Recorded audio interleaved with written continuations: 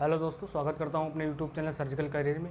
दोस्तों, आज हम बात करेंगे शराब यानी अल्कोहल के बारे में, जिसका आजकल लोग ज़्यादा ही उपयोग कर रहे हैं। तो उसी के बारे में ये वीडियो है, इसलिए ये वीडियो बहुत ही महत्वपूर्ण होने वाली है।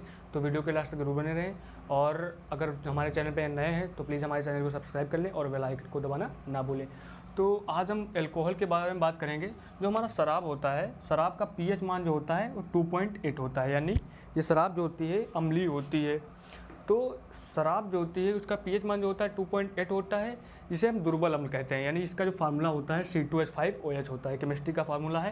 ये भी क्वेश्चन अक्सर कॉम्पिटिटिव एग्जाम में पूछा जाता है कि जो शराब होता है उसका फार्मूला क्या होता है, तो C2H5OH होता है, जो कि एक दुर्बल अम्ल है। दुर्बल अम्ल का कैसे पता चलेगा, क्योंकि इसमें कार्बन उपस्थित है, इसलिए दुर्बल अम्ल होगा ये। और जो ये जो अल्कोहल होती है यानी C2H5OH जो होता है, ये सैनिटाइजर में उपलब्ध होता है। सैनिटाइजर में C2H5 यानी अल्कोहल भी होता है। तो इससे हम इसका जो केमिकल नाम होता है वो होता है एथाइल अल्कोहल। ठीक, एथाइल अल्कोहल होता है। और HCl जो होता है वो प्रबल अम्ल होता है, क्योंकि इसमें कार्बन उपस्थित नहीं होता है, तो ये प्रबल अम्ल होता है। और बियर का पीएच मान जो होता है वो होता है 5।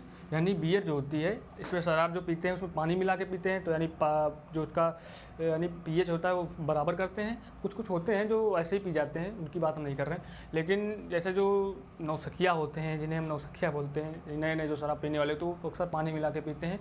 तो वो यानी बियर को तो ऐसे ही पी जाते हैं, लेकिन जो शराब होती है इसको मतलब सोडा डाल के या फिर पानी डाल के पीते हैं, जैसा भी पीते हो। और नींबू का जो पीएच मान होता है 2.2 होता है। पीएच मान इसका जो होता है 2.2 होता है। जो शराब होती है, शराब को जब आदमी पीता है तो उसका डाइजेशन जो होता है वो पेट में यानी स्टमक में नहीं हो पाता है। जो डाइजेशन होता है शराब का, अल्कोहल का, वो पेट में नहीं हो पाता है। तो वही पेट जो होता है यानी स्टमक में वो जो एब्जॉर्ब कर लेता है, एब्जॉर्ब करके वो भेज देता है लीवर में। लीवर में जो होती हैं वो कूफर सेल उपस्थित होती हैं। कौन सी सेल होती हैं?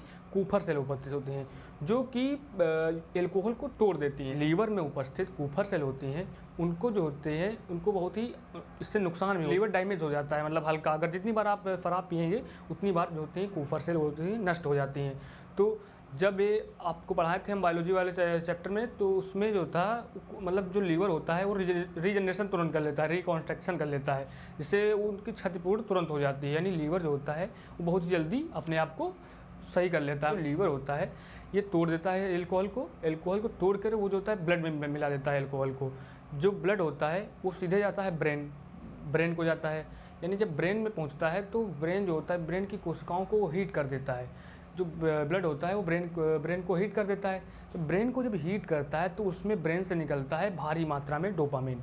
तो डोपामिन जब निकलता है आदमी के, जब ब्रेन से डोपामिन निकलता है तब आदमी जो होता है अपने आप को फ्रेश महसूस करता है। और आप देखते होंगे वो जो होता है किसी से भी टक्कर ले लेता है तुरंत, मतलब जाके किसी से भिड़ जाता है, अपने आप को फ्रेश महसूस करता है, अपने आप को बहुत ही एनर्जीवान ताकतवान समझता है, तो वो जाके किसी से भी टक्कर ले सकता है वो।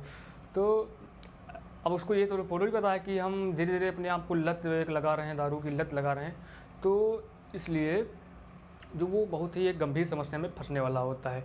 फिर उसका जो होता है वो सेरिबेलम पर कंट्रोल नहीं होता है। यानी जब उसके ब्रेन से डोपामिन निकलता है, डोपामिन के बाद उसके शरीर में जो सेरिबेलम होता है उस पर कंट्रोल हो जाता है ब्रेन का, वो नहीं होता है। तो जो आदमी होता है वो उल्टे सीधे काम करने लगता है। अगर जो अल्कोहल होती है उसका अगर थोड़ा सा भी कॉम्बिनेशन जो है गड़बड़ा जाता है, जो अल्कोहल होती है उसका अगर थोड़ा सा भी कॉम्बिनेशन जो होता है गड़बड़ हो जाता है, तो वो जो होता है वो फिर जहरीली शराब उसे हम कहते हैं। अल्कोहल होती है उसका अगर थोड़ा सा भी कॉम्बिनेशन अगर गड़बड़ हो जाता है, अगर थोड़ा सा भी कॉम्बिनेशन उसका गड़बड़ हो जाता है, तो वो जो होती है यानी CH3OH हो जाता है, यानी मेथिल अल्कोहल हो जाता है वो। तो मेथिल अल्कोहल जिसे हम जहरीली शराब कहते हैं, ये जो होता है हमारा उसका पेट तो उसको पचा नहीं पाएगा, फिर वो भेज देगा लीवर को। लीवर जो होता है इससे लीवर जो है इसको तोड़ के ब्लड में पहुंचा देगा। ब्लड जो होता है वो ब्रेन में जाएगा।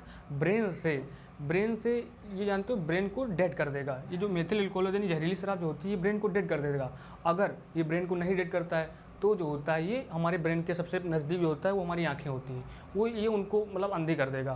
मतलब अगर डेड नहीं हुआ, अगर आपका जो ब्रेन होगा वो डेड हो जाएगा तो आपकी तुरंत मृत्यु हो जाएगी, वहाँ पे आपका शरीर डेड हो जाएगा एकदम। अगर ब्रेन आपका डेड नहीं होता है तो आपकी सबसे उसके ब्रेन के पहले होती हैं उसकी आपकी आँखें, तो सबसे पहले आपकी आँखें चली जाएंगी। अगर आप दुबले पतले हैं, अगर आपको कोई सलाह दे रहा है कि आप बियर पी लीजिए जिससे आपका शरीर जो है मोटा हो जाएगा, आप हेल्दी हो जाएंगे, आप मोटे हो जाएंगे, तो आप पे कभी मत करिएगा, क्योंकि ये जो होती है आपकी धीरे धीरे आदत लग जाएगी। और आदत तो जानते ही बहुत ही ख़राब चीज़ होती है, किसी चीज़ की लत लगना बहुत ही ख़राब चीज़ होगी, चाहे जिस चीज़ की ले लीजिए, ठीक है। तो आप देखते होंगे जो लेबर होते हैं, लेबर जो होता है वो दारू के बिना काम कर ही नहीं पाता है। तो जो लेबर होता है वो दारू के बिना काम नहीं कर पाता है, जिससे डोपामिन की उसको लत लग जाती है, डोपामिन की।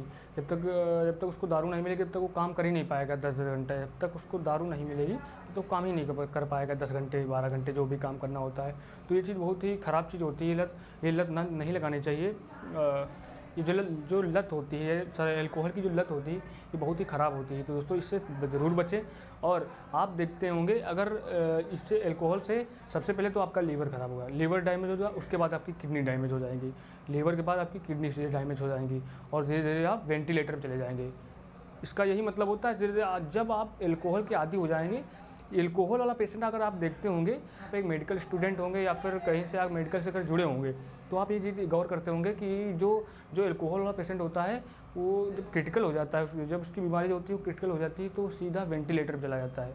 तो वेंटिलेटर पर जो होता है बचने के चांसेस बहुत ही कम होते हैं, यानी 80% जो होता है उसके बचने के चांसेस ख़त्म ही हो जाते हैं। 20% जो होता है वो बच जाते हैं, वरना 80% जो चांस जो होते हैं उसके मर जाने के, उन्हें डेड हो जाने के, जो 80% ना बचने के चांस होते हैं उसके। तो ये इससे ज़रूर बचें, क्योंकि जो गरीब आदमी होते हैं 70 रुपये या 75 रुपये जो भी एल्कोहल मिलती होगी, जो कि बहुत ही नुकसानदायक होती है, उसके लिए आप बताओ अपनी पूरी फैमिली को या फिर अपने घर वालों को टेंशन में डाल देते हैं।